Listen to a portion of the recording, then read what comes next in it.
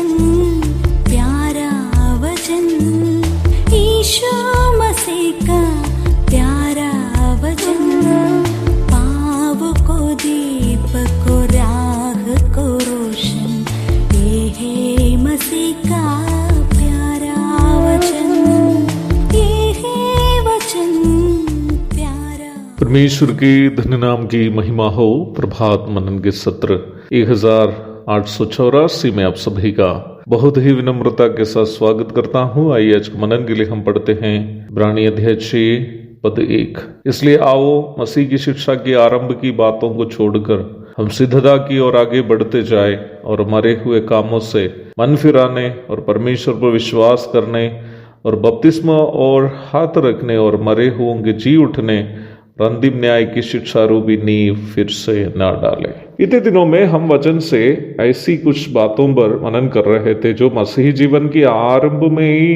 विश्वासियों को अनिवार्य रूप में जाननी है, जिसका जिक्र प्रारंभ में पढ़ी गई पद में हम देखते हैं। आप भी इस बात को अवश्य जानते ही होंगे कि निम्न पद में उन प्रारंभ की बातों का जिक्र ये कहने के लिए दिया है कि हम विश्वासियों को उन आरंभ की बातों में ही नहीं रहना है, बल्कि हमें आत्मिक जिद्दता की ओर बढ़ना है। यह बताया गया सिद्धता अथवा मैच्योरिटी क्या है, जिसकी ओर हम मसीही विश्वासियों को बढ़ना है। मसीही जीवन की सिद्धता प्रभु यीशु मसीह के धार्मिक अथवा नैतिक स्वभावों की परिपूर्णता हासिल करना है। यह सिद्धता प्रत्येक मसीही विश्वासी उस समय प्राप्त करेंगे जब कलीसिया को लेने के लिए प्रभु यीशु मसीह बादल में आएंगे।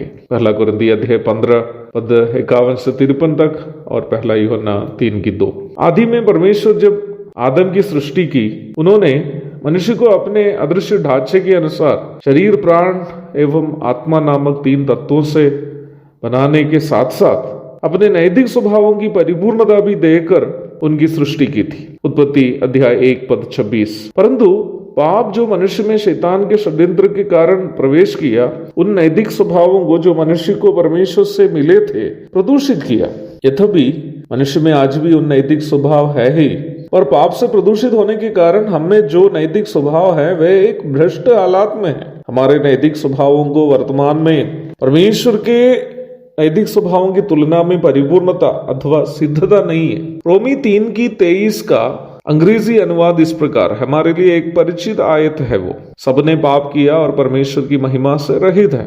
परंतु उस आयत का सही अर्थ समझने के लिए उसका अंग्रेजी अनुवाद पढ़ना और समझना उचित होगा। All have sinned and fall short of the glory of God। यदि इस अंग्रेजी अनुवाद को हिंदी में सीधा अनुवाद करें तो वह इस प्रकार होगा, सबने पाप किया और परमेश्वर की महिमा से नीचे उतर गए। अंग्रेजी में fall short एक इडियम अथवा मुहावरा है, जिसका अर्थ कम हो जाना या चूक जाना इत्यादि है।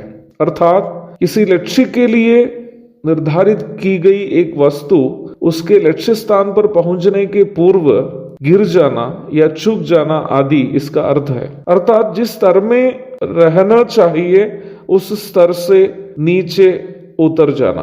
परमेश्वर के नैतिक स्वभावों की परिपूर्णता में ही रहने के लिए परमेश्वर अपने नैतिक परिपूर्णता की उस सजावट देकर मनुष्य की सृष्टि की थी। परंतु पाप से प्रदूषित होकर के परमेश्वर के नैतिकता की सिद्धता के स्तर से मनुष्य की नैतिकता नीचे उतर गया, और यही वो वजह है कि मनुष्य परमेश्वर से दूर हो गया। परमेश्वर के नैतिक स्वभावों की परिपूर्णता ही उनका पवित्रता है। पवित्रता उस योग्यता है जिसके बिना कोई परमेश्वर के साथ संगति नहीं कर पाएंगे। इब्रानी 12:14। यीशु मसीह की मृत्यु और पुनरुत्थान पर विश्वास करने के द्वारा उद्धार एवं धर्मी की पदवी प्राप्त प्रत्येक विश्वासी के बारे में परमेश्वर की इच्छा यह है कि वो व्यक्ति वो यीशु मसीह के नैतिक स्वभावों की सिद्धता अथवा परिपूर्णता भी अपने शरीर में प्राप्त करे। वर्तमान संसार में जीवन बिताते वक्त प्रत्येक विश्वासी की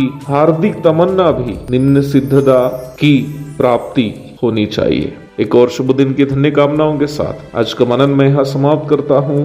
प्रभु आप सबको आशीष दे। आमीन।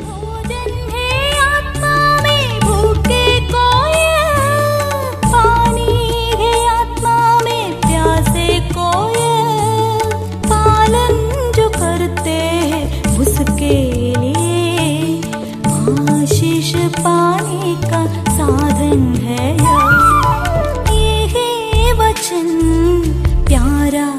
वचन